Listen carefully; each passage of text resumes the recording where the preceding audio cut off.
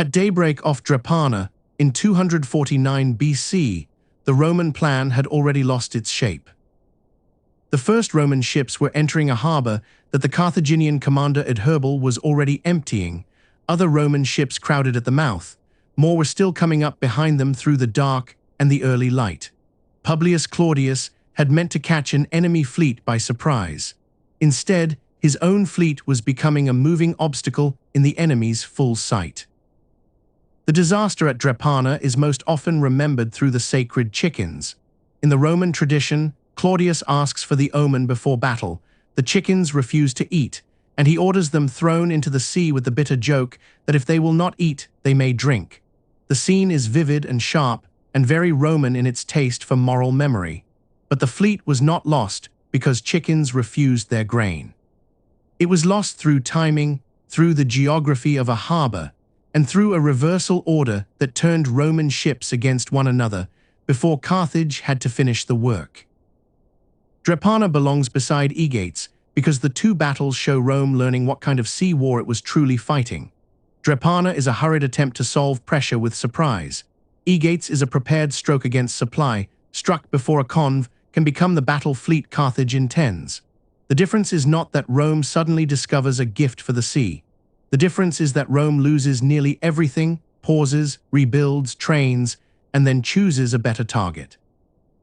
The campaign turns on four linked problems. Why did Claudius risk a night attack at Drepana? How did the harbour turn his surprise into disorder?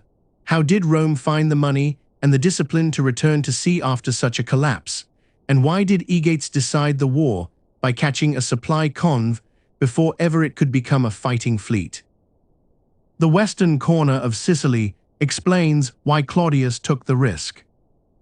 By 250 BC, Rome had spent years laboring to force Carthage out of Sicily. The First Punic War had begun as a struggle over the island, and by this stage it had narrowed toward the west, where Lilybaeum and Drepana stood as the last strong Punic positions, and they were no mere names on a map.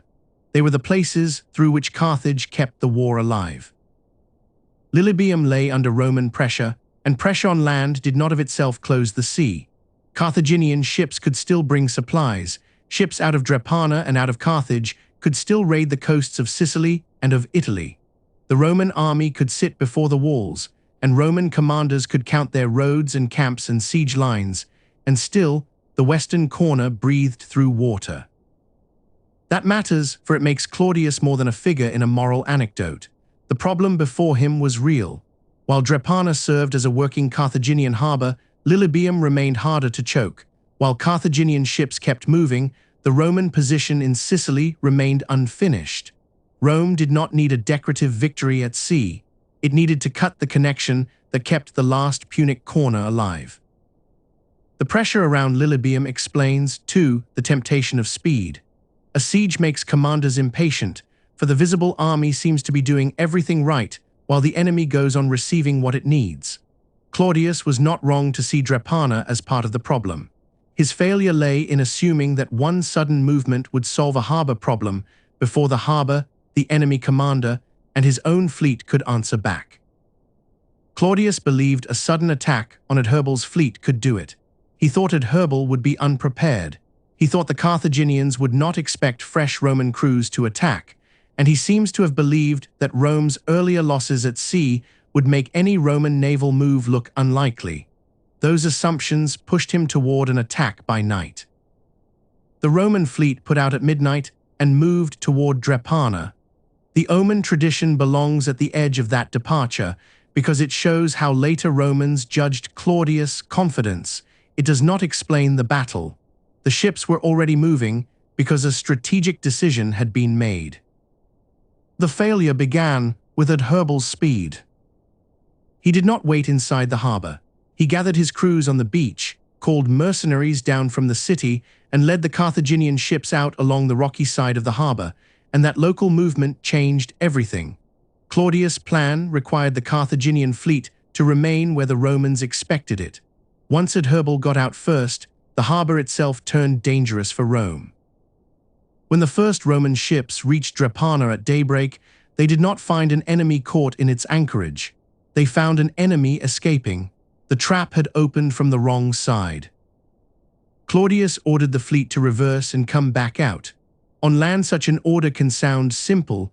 A column turns, a file changes direction, a commander sends the line back the way it came. At sea, inside and about a harbour mouth, the order was a far harder thing. Part of the Roman fleet was already inside the harbour, part stood at the entrance, part was still approaching.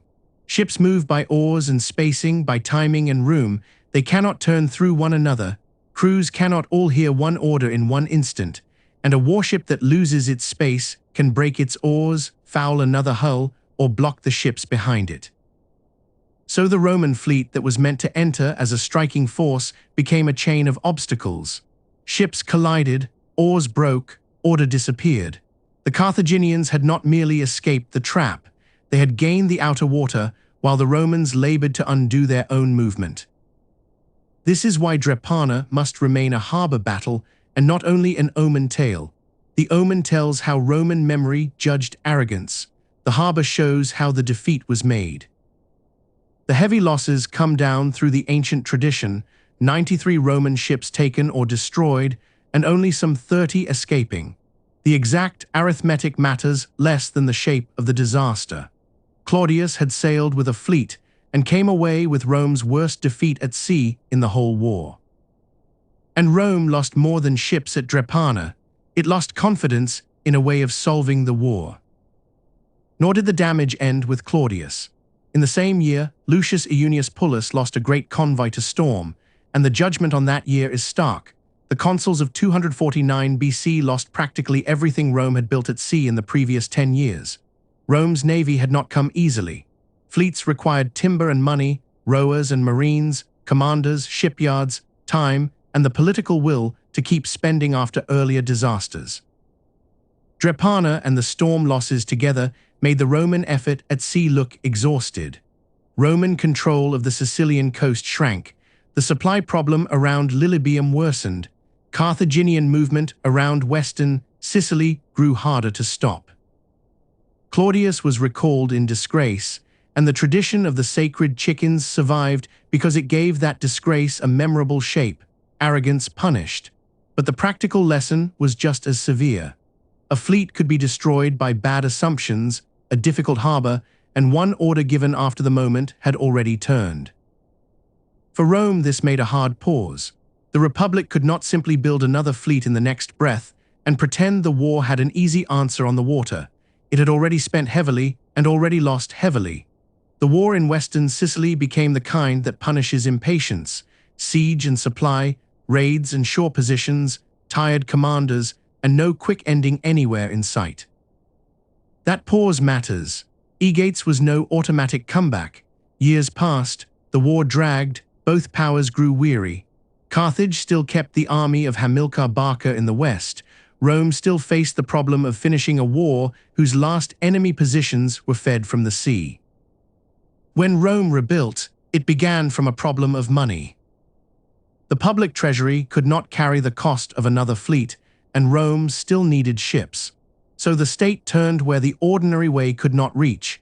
Leading citizens provided ships, on the understanding that they would be repaid if victory came. That detail makes the final fleet political as well as military. The Republic was drawing on wealth held by citizens and turning it into public force. The war had become so important and so costly that private fortune was pulled into the work of public survival. Nor was this a small patriotic gesture at the war's edge. Some 200 quinqueremes came of the arrangement. The names of the citizens are not preserved in the saved record, and that silence is itself revealing. What remains is the system: private wealth set behind a public object, repayment bound to success, and a state too far committed to stop, even when its treasury could not easily carry the next fleet. Some 200 quinqueremes were built, a quinquereme being the great oared warship that carried the main struggle between Rome and Carthage at sea. But a fleet is not made of hulls alone. Wood can float without becoming sea power. Crews must move as one, marines must stand ready, commanders must know what their ships can do in weather, in formation, and under strain. That is where Gaius Lutatius Catulus changed the pattern. Catulus came off western Sicily in 242 BC. He seized the harbour of Drepana and the roadsteads near Lilybaeum, a roadstead being an anchoring place off a coast, useful when ships must hold position, watch movement, or support a blockade without sitting inside a formal harbour. By taking those positions, Catulus set Roman force into the same western waters where Claudius had failed. Then he trained. Catulus did not treat the new fleet as proof that victory had already returned. He kept his sailors in condition, fed and disciplined, while he waited for the battle he expected, and the point is plain, and it matters. Rome had learned that a fleet was not only a set of ships. It was a practiced body of men who could keep order when the sea, the enemy, and the commander all demanded movement at once. Claudius had tried to make surprise solve the problem quickly. Catulus made readiness solve it slowly. Claudius had needed the enemy to stay where he expected. Catulus prepared his own fleet so that when the enemy moved, Rome could choose the moment. Carthage stood in a different condition. Much of its navy had been suffered to fall out of practice, which does not mean Carthage had forgotten the sea, but that exhaustion has consequences. Idle ships and hurried crews do not carry the edge of a trained fleet waiting upon a known task, and by the time Carthage sent Hanno toward Sicily, it was trying to revive a naval instrument under pressure. Hanno's fleet was loaded with grain and supplies for the western Sicilian front. It reached Hira, usually identified with Maritimo, and meant to slip across toward Eryx unobserved. The aim was not to sail out and fight Catulus at once. The aim was to supply Hamilcar Barca's army, unload the cargo, take aboard Hamilcar's best mercenaries, and then seek battle with a stronger fleet. That order of things mattered. Carthage needed several things to happen in sequence: the convoy to cross, the supplies to reach the army, the ships to unload, the best troops to come aboard. Only then would Hanno hold the fleet Carthage wanted for the fight. Here Aegates becomes something clearer than a simple clash of fleets. Hanno was not yet carrying the battle fleet Carthage wanted. He was carrying the makings of one. Grain and supplies had to come off, hardened men had to come on, weight had to be shed, crews improved, and the fleet's purpose changed from relief to combat. Catulus struck, while that change was still unfinished. Catulus attacked before the sequence was complete. For a convoy is not merely a group of ships. It is a moving connection between a state, an army, and a plan. It carries food and cargo, men and equipment, timing and hope. Break that connection at the right moment, and the defeat reaches far beyond the ships in sight. At Aegates, the Roman ships were ready for battle, stripped for combat, their crews trained, their marines chosen out of the army. The Carthaginian ships stood in worse condition for immediate fighting, loaded, less ready, carrying hastily raised or weaker marines. They had not yet unloaded. They had not yet taken on Hamilcar's hardened men. One fleet was prepared for the battle that happened. The other was still trying to reach the conditions for the battle it wanted. The battle itself should not be turned into a clever sequence beyond what the sources will carry. What matters is the condition of the fleets and the timing. Catulus caught Hanno while the Carthaginian errand was still half done. The result was decisive. Polybius gives the Punic losses as 50 ships sunk and 70 taken, and the other ancient figures vary. The exact numbers can stay with their sources, for the consequence is clear. Carthage failed to resupply Hamilcar's Sicilian position. The convoy never became a reinforced battle fleet. The Western War lost its practical future. That is why Aegates can feel less colorful than Drepana and still matter more. Drepana has the omen and the insult, the dawn confusion, and the dramatic fall of a Roman commander. Aegates has training, timing, cargo, and a convoy met before its purpose was complete. One battle is easier to retell as legend. The other is easier to understand as strategy. After Aegates, Carthage could not carry the war in Sicily further. The defeat left it without the means to continue, and the exhaustion of its treasury did the rest. Carthage accepted Roman terms, and the peace of 241 BC made Sicily Rome's first overseas province. That phrase should be heard with care. Sicily changed category. It was no longer simply the island where Rome and Carthage had worn each other down.